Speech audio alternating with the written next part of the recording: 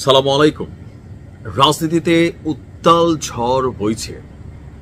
দর্শক, কথা বলছি যে আমরা যদি একটা জরিপ করি রাইট নাও, অধিকাংশ কমেন্টে হয়তো এরকমই আসবে যে এই মুহূর্তে যদি বাংলাদেশের রাষ্ট্র ক্ষমতায় যাওয়ার মতন দাবিদার থাকে দুইটা দল, তো প্রথম ধাপেই বিএনপির নাম আসবে, দ্বিতীয় ধাপে আসবে জামাতের নাম। এনসিপি জোটবদ্ধ হয়ে কোনো না কোনো দলের সাথে কানেক্ট হতে হবে। তো এই যে বিএনপির নেতাকর্মীরা মোটামুটি মনের সুখে একটা নিশ্চিন্ত দিন যাপন করছেন যে আগামী ফেব্রুয়ারিতে যে নির্বাচন হবে বিএনপি আপনার রাষ্ট্র ক্ষমতায় যাবে, অনেকে বিভিন্নভাবে সেলিব্রেশনও করছেন। কিন্তু আপনাদের জন্য বড় ধরনের একটা দুঃসংবাদ আছে। দুইটা জরিপ নিয়ে আমরা যখন কথা বলছি তখন জরিপগুলো দেখাচ্ছে যে একই সংস্থার করা ব্র্যাকের করা একটা জরিপ আপনার 10 মাস আগে আর 10 মাস পরে বিএনপির ভোট কমছে। এটা একটা প্রধান কারণ কিন্তু চাঁদাবাজি। বিভিন্ন জায়গায় মিথ্যা মামলা, চাঁদাবাজির খেলায় মোটামুটি সব দিক থেকে বিএনপি কিন্তু এগিয়ে। এটা আপনি স্বীকার করেন আর অস্বীকার করেন। এখন এই যে পরিস্থিতিতে বিএনপিকে ডস দিয়া, জামাতকে ডস দিয়া, এনসিপিকে ডস দিয়া কোন একটা রাজনৈতিক দল নতুন আইসা মাঠে কি অবস্থান নিতে পারে? আপনি ভাবছেন যে ভাই এগুলা কেমন ধরনের কথা, কোন সেই দল? এখনো নাম আসে নাই, তবে দলটির প্রতীক হতে পারে সম্ভাব্যভাবে বাঁশ। কারণ বাঙালি জাতি বেম্বু খেলে ঠিক থাকে, তবে এই বেম্বু ওই বেম্বু না। সম্প্রতি আপনার অনলাইন কিং যাকে গণনা করা হয় পিনাকিদা, তারপর হচ্ছেন সাংবাদিক ইলিয়াস, কনক সারোয়ার, তাদের মধ্যে সম্ভবত একটা বৈঠক হয়েছে।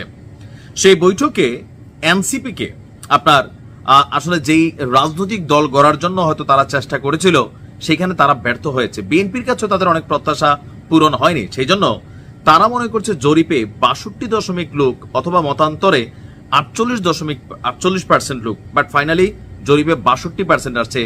যারা ফ্লোটিং ভোটার এই মুহূর্তে সিদ্ধান্ত নিতে পারছে না তারা কোন দলকে ভোট দিবে অথবা কোন দলকে দিবে সেটা প্রকাশ করতে চাইছে না। এই যে 62% ভোটকে টার্গেট করে মাঠে নতুন একটা রাজনৈতিক দল আনতে যাচ্ছে আপনার সম্ভবত পিনাকিদা। এটা নিয়ে আলোচনা আমার ধারণা অলরেডি অনেকটা হয়ে গেছে। আর কে সেই ক্যারেক্টার যিনি হঠাৎ করে এই দেশে এসে জনগণের সামনে এত বড় একটা জায়গা নেওয়ার মতন ক্ষমতা রাখেন? তিনি কেউ না, আমার দেশ পত্রিকার যিনি সম্পাদক আছেন জনাব মাহমুদুর রহমান।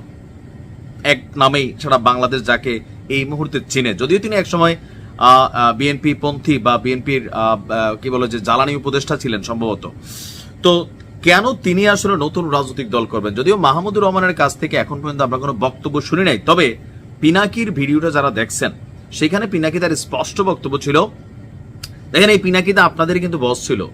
অনলাইনে জনপ্রিয়তা পাওয়ার জন্য আওয়ামী লীগ সরকারের সময় সবচেয়ে বড় এফোর্ট দিয়েছে বিএনপি, জামাত। যে কোনো মানুষের রাতারাতি অনলাইনে তারা কিং করছে, জনসমর্থনের মধ্যে নিচ্ছে। আর এখন ওই কিংরাই কোথাও না কোথাও তাদের উল্টা পথে হাঁটছে। মানে বিএনপির অধিকাংশ নেতাকর্মীরা এখন পিনাকি, ইলিয়াস, সাংবাদিক কনক সারোয়ারকে দেখতে পারে না, যেমনটা আওয়ামী লীগ দেখতে পারতো না। তো এখন এই দেখতে পারা না পারার মধ্যে তারা সীমাবদ্ধ না।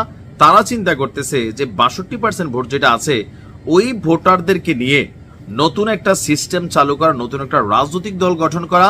এমনকি এনিয়া পিনাকির টোটাল বক্তব্যের সারমর্ম যদি এক কথায় বলি, আলোচনা মনে করলেন কমপ্লিট। তাহলে অনলাইনে কেন বললেন যে মাহমুদুর রহমান তিনি জানেন না, ওনাকে না জানে এত বড় একটা ভিডিও বার্তা দিচ্ছে? বিষয়টা আমার কাছে মনে হয় একটা প্রাথমিক আলোচনা হয়েছে। হয়তো মাহমুদুর রহমান সাহেব তিনি আপনার রাজি হন নাই এখন পর্যন্ত, বাট যে কোনো সময় যে কোনো একটা টার্নিং ইস্যু আসতে পারে। যদি আসলে পিনাকি, সাংবাদিক ইলিয়াস, কনক সারোয়ারের সাপোর্টে নতুন কোনো রাজনৈতিক দল মাঠে নামে, এটা আসলে কতটুকু স্টেবল হবে?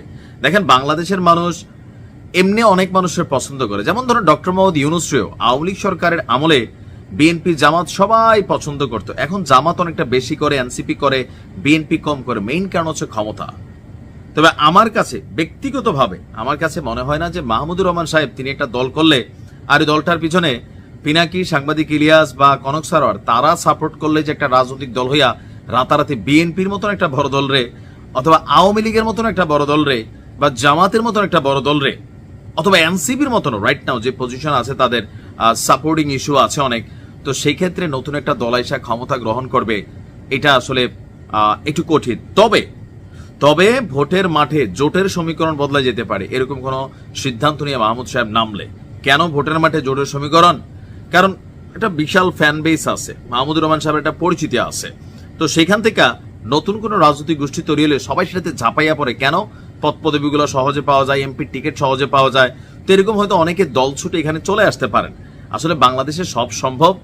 আগামী নির্বাচনকে ঘিরে তারেক রহমান বলছিলেন যে এবারের নির্বাচন হবে ইতিহাসের সবচেয়ে বড় কঠিন নির্বাচন। আসলে তারা রাজনীতিবিদ, অনেক কিছু আগে থেকে বুঝতে পারে। তবে নতুন এই উটকু ঝামেলা নিয়ে আদৌ প্রস্তুত কিনা বিএনপি অথবা অন্যান্য দলগুলো, সময় বলে দেবে। পিনাকি তার ভিডিওর এই আসল উদ্দেশ্য কি। ভালো থাকুন।